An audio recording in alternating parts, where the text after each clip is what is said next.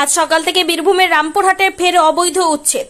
রামপুরহাট থানার অন্তর্গত 14 নম্বর জাতীয় সড়কের ধারে অবস্থিত মনসুরা মোড় থেকে প্রশাসনের উদ্যোগে রাস্তার ধারে অবৈধভাবে বসবাসকারী ব্যবসায়িকদের উচ্ছেদ শুরু করলো আজ সকাল থেকে। আমরা বললাম স্যার আধ ঘন্টা টাইম দেন, আমরা 2 ঘন্টা গুমটিটা সরিয়ে নিয়েছি। আমরা খুব গরিব মানুষ, আমার ভাইটাও অসুস্থ আজ মোটামুটি 20 বছর থেকে ধরে মনে অসুস্থ হয়ে আছে। তার জন্য আমরা বলছি যে স্যার আধ ঘন্টা টাইম দেন, 2 ঘন্টা সরিয়ে নিব। আমাদের বললে একটা স্যার বললো যে ঠিক আছে তোমরা একটু উল্টিয়ে দিচ্ছি, 2 ঘন্টা সরিয়ে নিবা। সরিয়ে নিতে গেলাম, স্যার ম্যাজিস্ট্রেট না কে বলেছে যে দোকানটাকে পুড়িয়ে দাও। মুখ্যমন্ত্রী বলেছে যে ফুটপাতে যারা আছে হকার তাদের উচ্ছেদ করা যাবে না, তা সত্ত্বেও উচ্ছেদ করলো, কি বলবেন স্যার? কি বলবো স্যার, সরকারি কি বলবো আমরা, বলেন স্যার।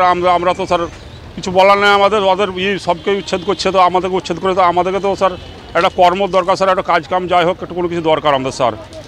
আমার ভাইটাও অসুস্থ স্যার। কাজ নাই বলেই তো ফুটপাতে হ্যাঁ, তার জন্য তো ফুটপাতের ব্যবসা করছি। কাজ নাই বলেই তো ফুটপাতের ব্যবসা স্যার। কাজ থাকলে তো করতে হতো না, কাজ থাকলে করতে হতো না। কি নাম আপনার? আমার নাম আশিক শেখ।